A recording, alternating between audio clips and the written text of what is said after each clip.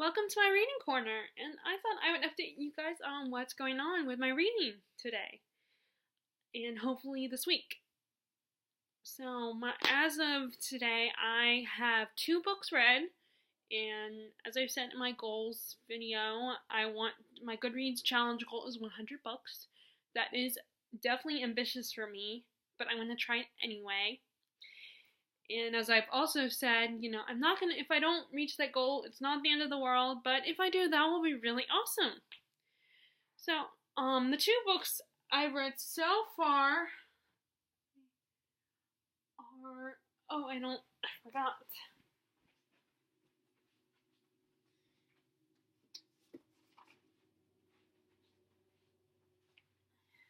Sorry, I forgot, I didn't put them back. Are Station 11 by Emily St. John Mandel, which is a dystopian, and The Winter People by Jennifer McMahon, which is a suspense ghost story. Which I don't even know if that's really a thing, but like I said, Station 11 is a dystopian about, there's a flu virus that wipes out most of the population, and we go back and forth between the past and the present, and we get the story of a group of characters, Kirsten Raymond, who was when she was a little girl during the time right when the flu broke out. She was in a production of King Lear, and she had actually witnessed the death of this actor right before the flu broke out, and that really affected her. And then we also have Clark, whose last name I don't remember, who was his the actual actor, the actor's college best friend when they were younger. And then we have the paramedic. What was his name? Joven. I don't know. I can never figure out how to say his name actually. Givan or something, who try to save the actor, and that's the connection that brings all 3 of these people together.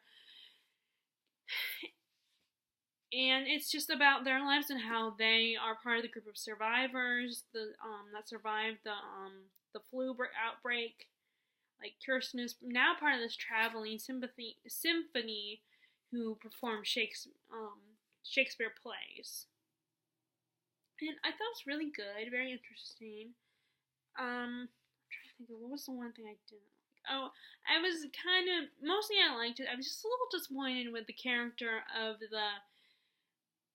prophet, who was this religious zealot, that they made him seem so intimidating and scary, and then it ended up being like a anticlimactic is a good way to put it with this character. He seemed so scary, but I guess in a way this book was more about the journey of the characters, not necessarily their interactions with this prophet guy and what they did to provoke him to go after their acting troupe, and take Kirsten's friends. But still a very interesting read. I gave it 4 stars because of that thing I mentioned about the one character that was a bit of disappointment. And then I also read, like I said, I read The Winter People, which is I guess you would say it's suspense. It's a bit of a ghost story, and you go back and forth between the early 1900s and the present day, and how these in this little small Vermont town, these people will mysteriously disappear and then be found dead, and how this little girl, one of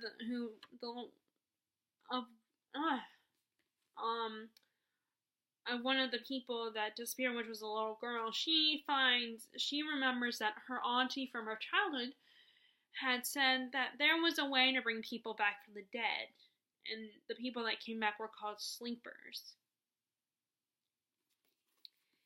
And in the present, we have this girl who, she somehow, when her mom disappears, she ends up finding the diary of the mother, and she believes that she is some kind of, this woman has some kind of connection to her mother in her mother's disappearance.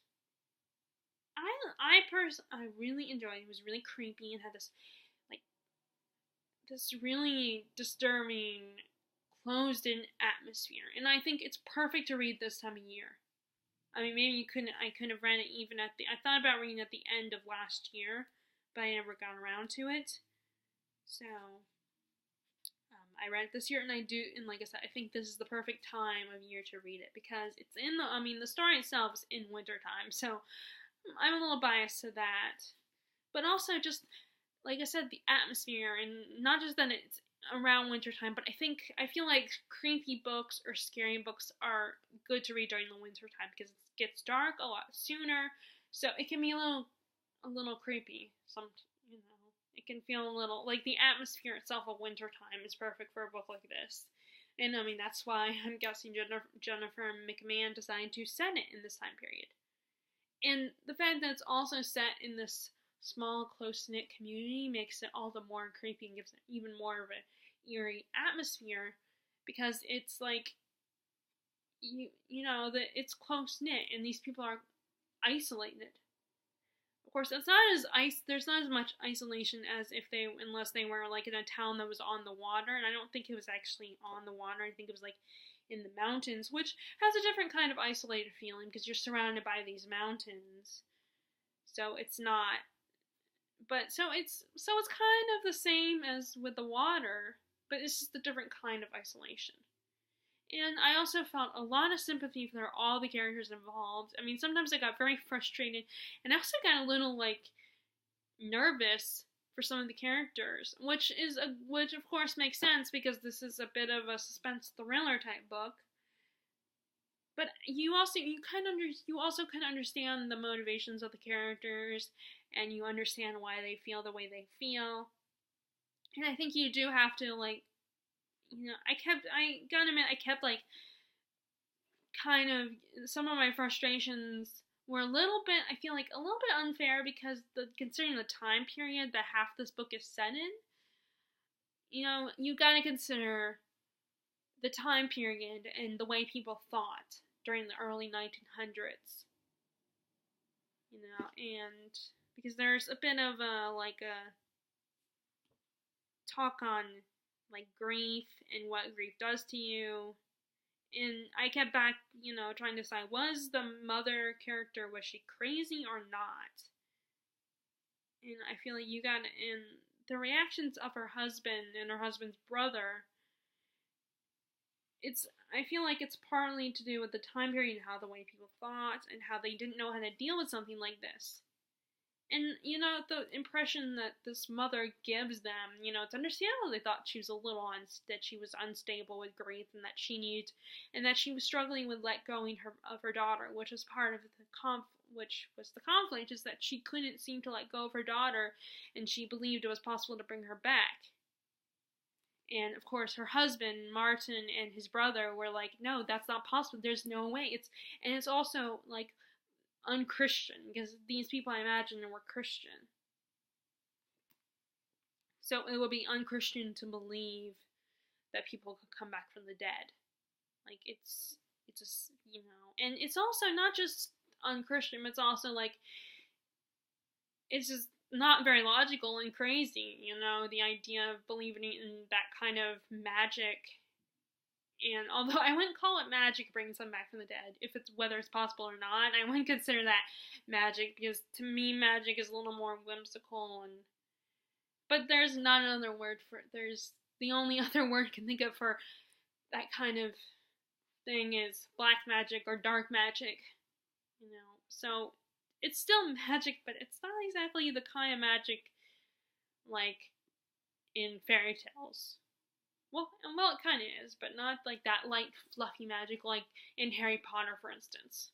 You know, or at least something that more along the lines of something Voldemort might do.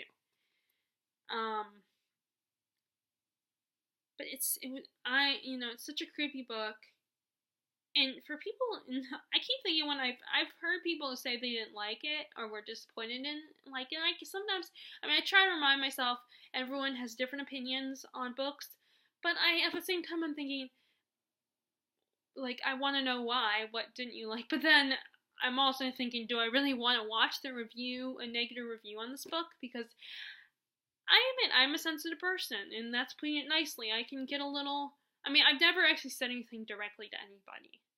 I've never directly gotten mad at people for having. I'm not one of those kind of fans. Like, I won't attack someone. I might get a defensive tone if I'm talking, and but at least in person anyway. I don't know if I could sound defensive when I'm typing something, but I do a part of me wants to know why people wouldn't like this book and wants to understand why. But then another part, like I said, is like, maybe that is now, since I'm fresh and reading it, maybe I need a little bit of space from the book before I hear people's criticisms of it. Not that I'm like in love with the book or anything, but still, like right after you read a book, you almost have a book that you enjoyed. There's a bit of an afterglow, and you don't want to know about people's opinions who don't like it. But like I said, it's not like the best book ever, but I still really enjoyed it, and like I said, I'm curious to find out why other people didn't like it. Which is kind of funny actually, because the person that kind of motivated me, the booktuber who kind of motivated, not directly motivated, but the fact that she's a booktuber that I really like, and that she was talking about reading this book, she's the reason I decided, if this booktuber likes this book or decide to get the book, then I'm gonna get the book. Because booktube does influence me in what books I buy. But then I think that particular person, it turns out they didn't like the book, and they were one of those people that was disappointed by it. So it's kind of ironic that they were the reason I decided to buy the book. But, maybe if they watched my video and they found that out, then maybe they would be like, appreciate the fact that they, in a way, persuaded me to buy it. Though, but like I said, I think it was worth it. I enjoyed it. But since it's like a mystery thriller type book, it's probably not something I would keep, because it's like I already know what happens. I liked it. It was beautiful writing. Like I said, atmospheric. You could really feel the cold and everything, and feel the atmosphere. And I gotta stop saying that word. So yeah, I think I personally feel like, but I could be wrong and you might not like it, but I say give it a shot. And I'm sorry if I'm wrong, I'm sorry. Okay, so I'm also gonna go ahead and donate Station 11, because as much as I liked it, it's not like I was absolutely in love with that book either. So that's how I'm looking at when I get rid of my books. When I donate them, it's like, I still liked it, but it doesn't mean that it's an all-time favorite book that I would come back to. So currently, I'm still reading The Stand for my Stephen King project. I'm going to get as much of it read as I can before, if I decide to go to another Stephen King book for a little bit, like start another one, which is my problem. But Stephen King writes a lot, so sometimes you just need to take a break, and start a different one of his. But not much. So far it's still continuing with the flu has, basically the flu has wiped out everybody. So that's why I read Station 11, because it had a similar premise to this book. And I know I've said it quite a few times that Natasha from My Reunion Is On was the one who said that. So I chose to read it with The Stand. But and right now everybody that was intended to die, I think has died. And we're very close to book 2 of the story. There's been little hints and short and brief encounters with Randall Flagg, who I'm guessing he's going to be kind of the villain, the evil one. And we met each of the surviving, and we've just like, what is his first name? Reinhardt. We've like Larry Underwood, the guy who he had the one-hit wonder song on the radio. He has met this woman Rita, who's a little bit older than him, and they are traveling together after they spent a night together. But then he has a bit of a temper, and he couldn't, handle it. And I feel like the impression I get from the character of Rita is that I'm wondering if maybe she was abused by her husband, who died by the flu. Because she just seems so meek and timid and doesn't handle people getting angry with her, and seems to have trouble standing up for herself. And she also, she's always worried that Larry's going to get angry with her. She's always, terrified of him. Although this last encounter, when he's gotten fed up with her and he's really frustrated, and they're walking, it's winter time, I believe. So they're trudging through this horrible weather, and she was wearing expensive heels. So he's like, "Oh my God, are you stupid or something? Why are you wearing these heels that could easily break? I mean, we're walking in the snow, for one." So he snaps at her, and I think after she breaks her heel, and she's like, "I don't like the way you're talking to me," and she kind of starts to stand up for herself at that point and decides, I'm not going with you anywhere. After he apologizes several times to her, she's fed up with it. And this is something that Larry seems to struggle with. He's fighting with himself. With his, trying not to get, I know I shouldn't get angry at these people. It's not entirely their fault. I shouldn't lose my temper, but then the other person, a more stubborn version of Larry, is like, it's not my problem if they're stupid, kind of attitude. Let's see, I was about to mention the guy, I couldn't remember his first name, the guy that was in prison. He's finally escaped I think he's escaped or something. And all the prisoners have died, and the guards seem to have that attitude of, because the whole hospital ward is full, they're like, who cares if all these prisoners die? The world is better off without them kind of attitude. And this guy who he wasn't the one who actually committed the crime. It was his buddy, his partner, who actually killed the guy, who pokerized him, as he put it. But this other guy, I can't remember his name. He's the one that's in prison. And his lawyer was so close, there was actually hope for this guy to get out of prison, to get on parole or whatever. But, of course, all the guards and his lawyer and everybody have died, essentially. And I think he just escaped, if I remember correctly what I read. So, there are times, though, when I'm reading, and there's sometimes some of it kind of does go in one ear and out the other, some of the details in the book. And that's the thing about, especially if it's a book this size, and if it's not fantasy or something. Even with fantasy, though, sometimes some of the chapters have information in there that goes in one ear and goes out the other. Because it's just a lot of information, and sometimes it's technical jargon and stuff like that, particularly if it's something like this that's kind of has kind of a sci-fi feel. And there are some of the survivors are protesting because they think the government claims they have a vaccine, but they don't believe it. Some of the, so a lot of the people, there are a lot of people protesting about this. And like I said, there's been little moments where we encounter Randall Flagg a couple times.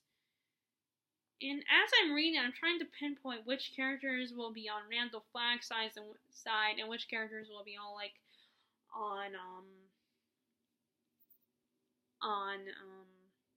the other woman, Mother Abigail's side. Like, will, believe her. And let's see what else. We've all in our encounter with Nick. We haven't spent much time. We've been away from not Nick, but the girl. I can't remember her name. The one who was pregnant. The last I read about her, was that she was burying her dad, which I already talked about in the previous video, where I didn't update specifically on this project. We've met Nick, and he's the guy who was the leader of the group that jumped Nick, who's the mute drifter.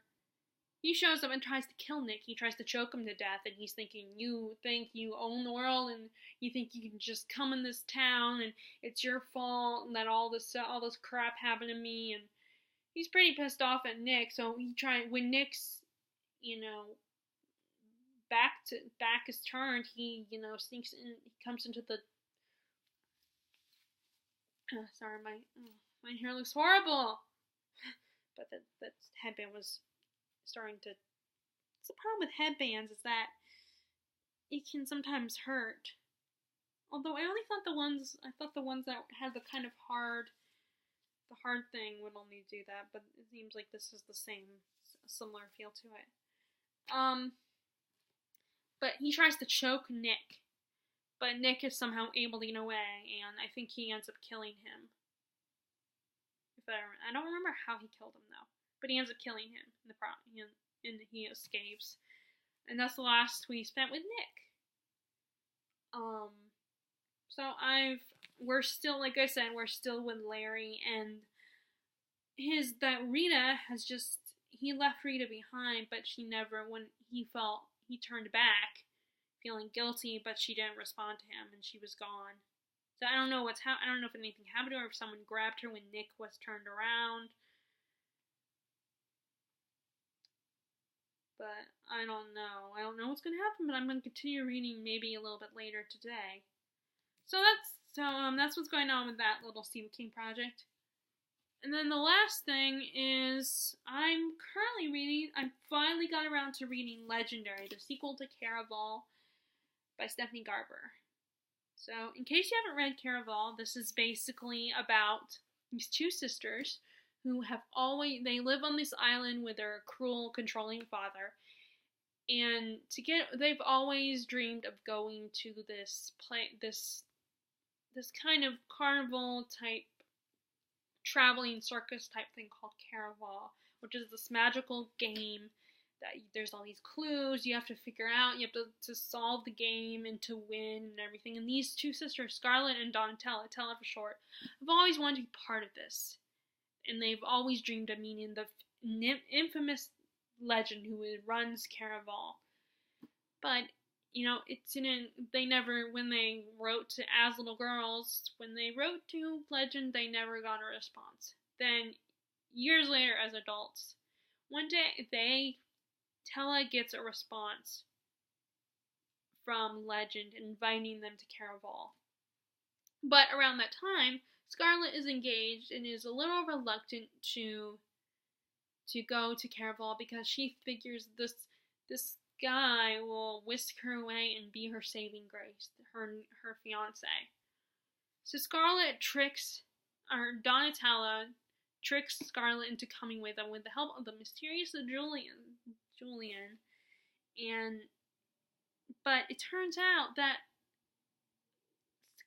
Tella has been held captive, and Scarlett too must play the Caraval game to save her sister. It is such a good. I know not everybody loved it, but of course, I'm a very easy to please person, but I personally loved it. The writing is not perfect, And sometimes I feel that Stephanie Garber does do some telling rather than showing, but her descriptions of everything, like the colorful clothes and the atmosphere of Caraval, and sometimes the encounters with the food. And there's a scene in the second one where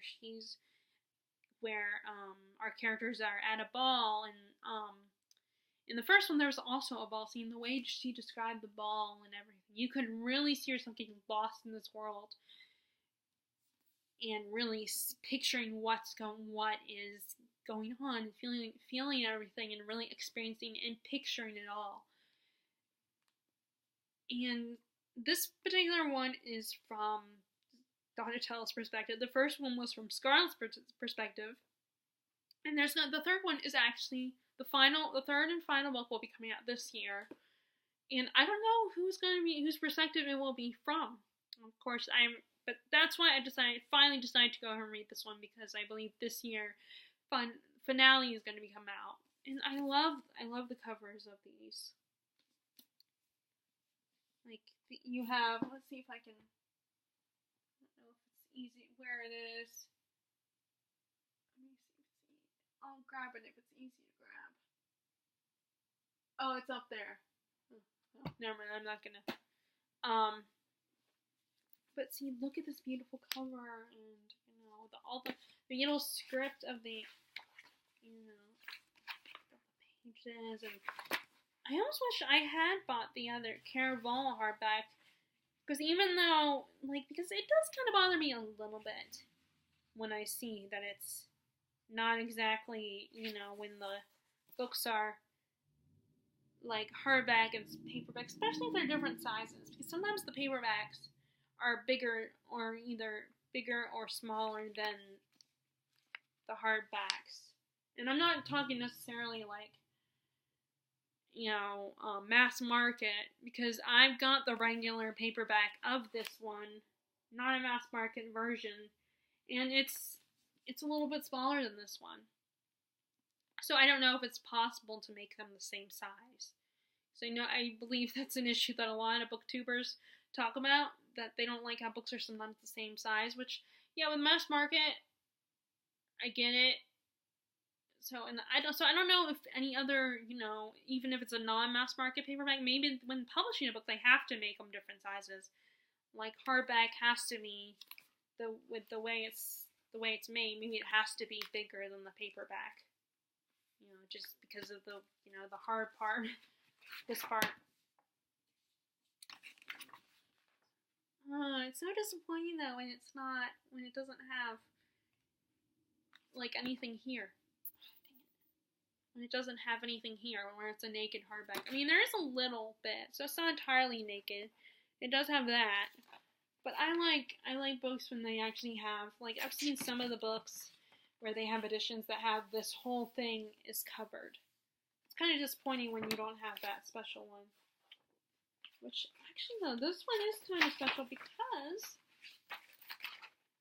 it's signed, which is really cool. That's why I think this is one of the YA books I'm gonna keep, because I'm probably gonna donate some. I've been kind of unconsciously, or subconsciously. I don't know if it's unconsciously or subconsciously donating my YA books to the bookstore, unless it's one that I absolutely love. This one I'm gonna keep, because I really like this trilogy. But so far it's just been a really, very interesting journey for Tella. And what I like about YA is it doesn't take that long to read. Like, you can read several chapters in a few hours if you wanted to. Because I'm definitely one of those people that cannot just, as much as I love reading, I have to do other things as well. Even now, that doesn't mean that I have, the only responsibilities I have is making sure my parents take me to work on time and keep my room clean, but it's not like I have bills to pay, except for each month I, write a check to my parents for kind of a rent kind of thing. And just to show that so that they can show me how to do it, to get into the habit of being responsible, if I ever move out, when I move out one day. And like I don't, but other than that, I don't really have any bills. I don't have kids. I don't have a significant other. So I don't have a lot of responsibility. So I have the time. It's just I don't, I don't always like taking the time, even though I love reading. I want to go do something else or watch TV or something. Yeah, so that's what I'm currently reading. I don't know what I'm gonna read next. I'm trying to like also pick books from different genres and mix it, and and not just young adult. I'm trying to stick to mixing it up a little bit. Let's see, anything else I want to talk to you guys about? So I keep on thinking, since I got off work at 1 today, I keep thinking, oh, maybe I should go to the bookstore, enjoy the sun, even though it's like freezing cold out. But I don't, as soon as I go there, I'm going to want to buy a book, and I really don't need to buy any more books, especially since I just bought 3. So what I think I might do is go reorganize my bookshelf again, and maybe finish watching and start watching Buffy season 6.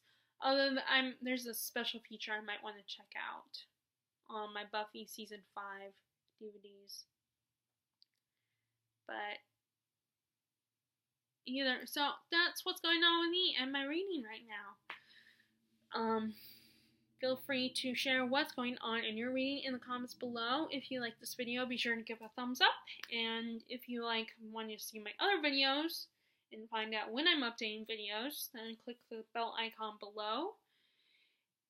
And I hope, as always, you are enjoying your reading. And if you haven't already, please click subscribe. I would really appreciate it. And I will talk to you all later. Alright, bye.